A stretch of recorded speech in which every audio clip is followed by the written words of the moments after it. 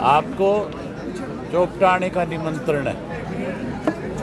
आप चोपटा में आओ, आपके सामने वहाँ के लोग जो उस पंचायत में आएंगे वो आज तय कर देंगे कि कौन प्रत्याशी होगा, और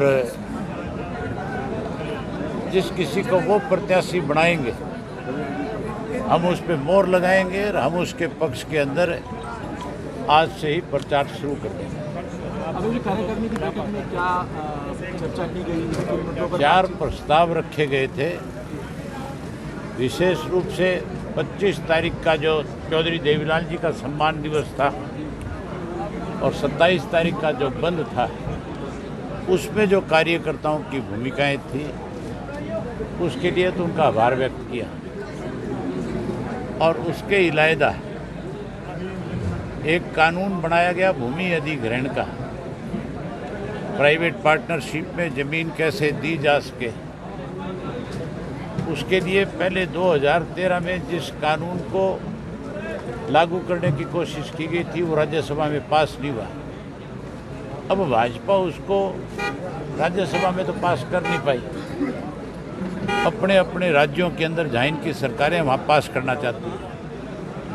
अगर ये कानून लागू हो गया तो फिर मान के चलो जहाँ जहाँ कृषि के 3 काले कानून से किसान की ज़मीन उसको बेचने पे मजबूर कर रहे हैं, वहीं उसकी ज़मीन को कैसे उद्योगपतियों को दी जा सके, उसकी कीमती ज़मीन पे उद्योगपति अपनी फैक्ट्रियां लगा सके, अपना कब्जा जमा सके, उसके लिए फिर कोई अधिसूचना जारी करने की ज़रूरत नहीं रहेगी। फिर तो सीधा डिप्टी कमिश्नर को अथॉराइज किया हुआ है कि वो किसी की भी ज़मीन को एक्वायर कर सकते हैं, वो कानून निरस्त हो, उसका एक प्रस्ताव था। इसी तरह 2 प्रस्ताव और रखे हुए थे, एक हमारे संगठन को लेकर के था और एक प्रस्ताव जो था बढ़ती महंगाई, बेरोजगारी, इसको लेकर के था। हमने सरकार को लिखेंगे कि तुरंत जो है हमने जो प्रस्ताव पास किए हैं उनके ऊपर विचार करो और इस तरह की चीज़ थोपने की बजाय सरकार की जो जिम्मेवारी है उसका निर्वहन करो। अबे जी, मुकाबला इलाहाबाद में क्या लग रहा है आपको? आपकी आईएनएलडी का किसके साथ मुकाबला? आईएनएलडी का उम्मीदवार किसानों के द्वारा दिया गया उम्मीदवार होगा, तो किसान वर्षित चुनाव होगा।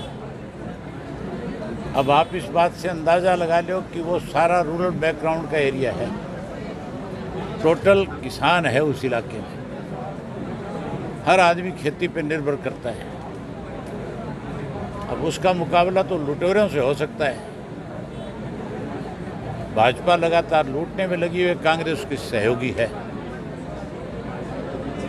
लोग दोनों को सबक सिखाएंगे।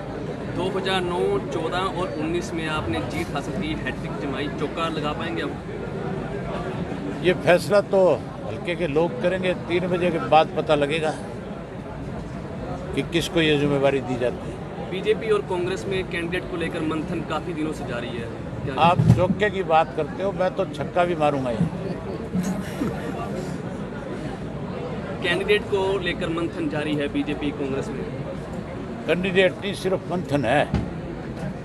कैंडिडेट बनाने से पहले तो ऑब्जर्वर लगा दिए, प्रभारी लगा दिए, सह प्रभारी लगा दिए, कैंडिडेट है ही नहीं।